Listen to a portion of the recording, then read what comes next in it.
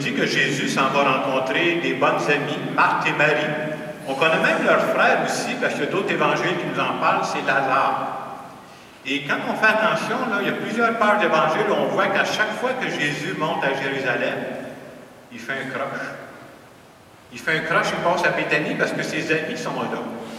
Et je me suis dit, c'est beau de prendre conscience que Jésus, qui était le Fils de Dieu, avait besoin d'avoir des bons amis. Et des bons amis, je ne sais pas comment vous vivez ça, là, ça vient mettre de l'équilibre dans ta vie. On a besoin de ça. Alors ce matin, à travers l'image de Marthe et de Marie, on veut nous présenter deux façons différentes d'accueillir Jésus.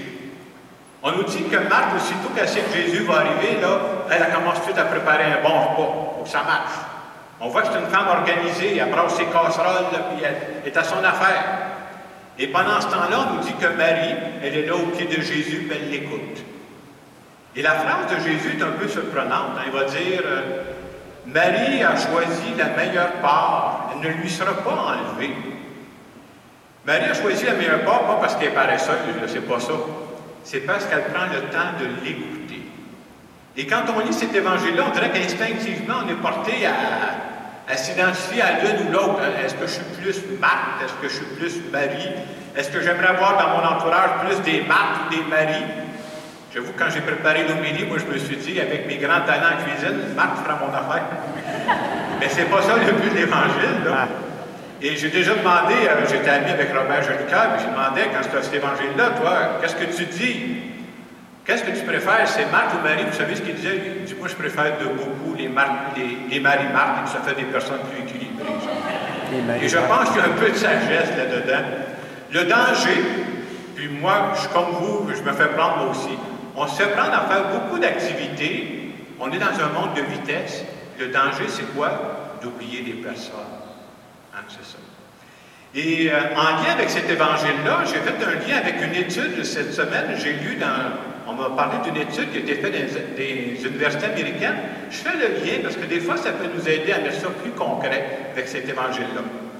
Alors, dans l'étude que j'ai lue, puis je fais le lien avec Marc et Marie tantôt, on nous disait ceci. Ils ont fait une étude auprès des Américains. On prenait un couple. Ils prenaient un couple où l'homme et la femme travaillent, puis ils ont 2 enfants. Et selon l'étude qu'ils ont faite, ils disaient, vous savez, dans une journée, un couple où les deux travaillent, combien de temps ont-ils entre eux de vraies discussions? Pas dire, va chercher les enfants en garderie, ou ben non, sors les vidanges dehors, c'est pas ça une vraie discussion. Où on échange vraiment. 15 minutes. Puis il dit, hey, ça fait réfléchir. Dans toute une journée, on a 15 minutes où on se parle vraiment plus sérieusement. Puis là, il arrivait toujours à la question, puis je vous la pose aussi, pour ceux qui sont en couple ici. J'aimerais ça, moi, vivre en couple avec moi. Si je suis toujours en train de courir, j'aimerais ça vivre avec une personne comme moi, pas moyen d'y parler. Et ça fait réfléchir de penser à ça. Hein? Il disait la même chose pour des parents. Il prenait 2 parents dont les 2 travaillent, qui ont 2 enfants.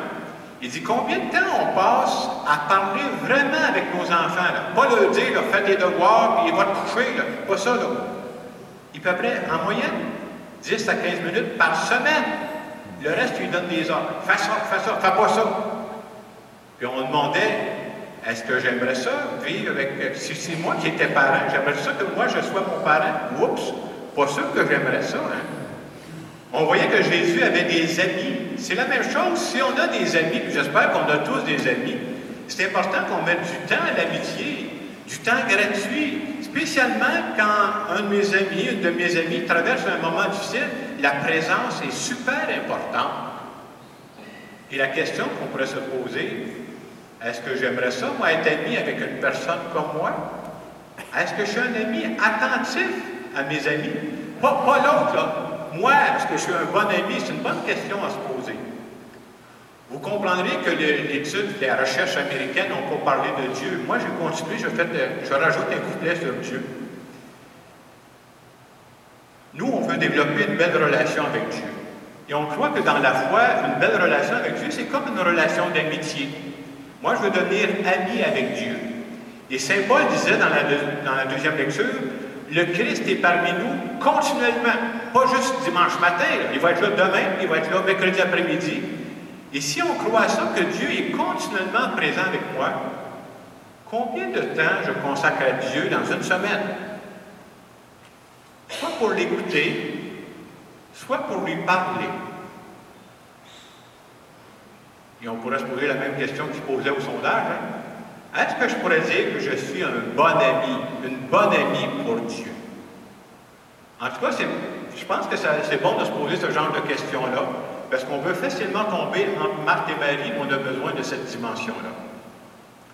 L'autre passage, moi, qui m'a retenu dans l'Évangile de ce matin, oui, c'est quand Jésus dit « Marthe, Marthe, tu te fais bien du souci et tu t'agites pour plein de choses. » Vous savez, quand on veut que la parole de Dieu nous concerne, là, il faut changer ça. Changez Marthe et mettez votre prénom.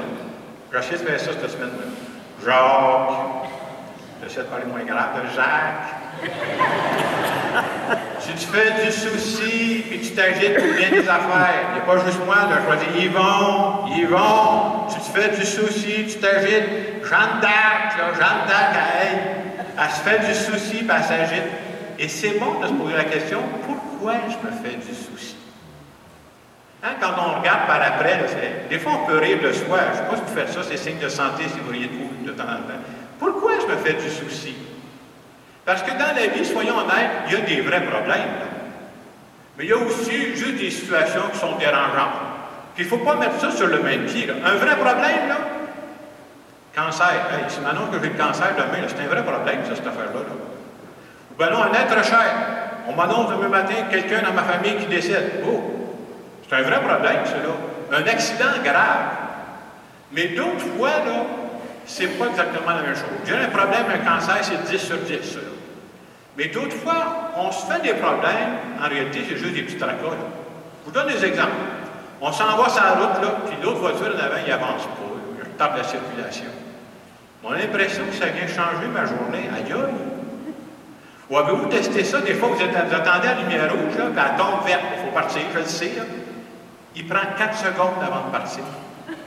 Mais ces 4 secondes-là, c'est comme si ça vient de déranger mon humeur pour une partie de la journée. Qu'est-ce que c'est ça? Et quand on va arriver à la maison, vous savez ce qu'on fait? Quand une fois qu'on est revenu, qu'on est impatient, bon, qu'est-ce qu'on va faire maintenant? On est pressé, on ne sait plus qu'est-ce qu'on va faire maintenant. Tout ça pour dire que quand il arrive un dérangement dans notre vie, je pense que c'est bon de se poser la question, hein? Genre, c'est-tu un vrai souci ou c'est juste un dérangement?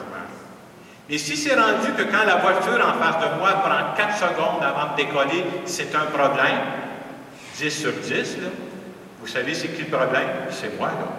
Et c'est bon de se le dire, là. On a besoin, justement, on se fait prendre dans des choses. Est-ce que je mets des soucis à la bonne place? Et j'ajouterais aussi qu'avoir la foi, c'est important de se dire ça, avoir la foi, c'est pas croire que Dieu va venir régler tous ces petits détails-là de ma vie. C'est pas ça que je crois du tout. Non, non, non. Le Dieu de Jésus-Christ, il n'est pas là pour combler mes caprices, c'est pas ça. Mais avoir la foi, c'est de croire que quand j'ai des vrais besoins, quand je fais face à des vrais problèmes, Dieu s'occupe de moi. Dieu ne me laissera jamais tomber. Et de croire à ça, ça donne de l'espérance. Ça nous permet de dire, je crois à ce Dieu-là qui s'intéresse à moi, qui veut mon bien. Alors, en fin de semaine, à travers cette image de Marthe et de Marie, parfois on est tenté à se demander, est-ce que je dois être comme Marie, comme Marthe? Je disais tantôt, arrangez-vous donc pour être des Marie-Marthe cette semaine-là. Ça va faire l'affaire.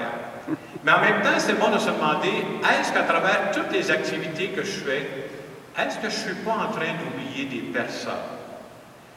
Et ce matin, comme il fait chaud, je pense que ce serait bon que j'arrête, sinon mon homélie va devenir un problème 10 sur 10 pour les gens qui sont dans les vents.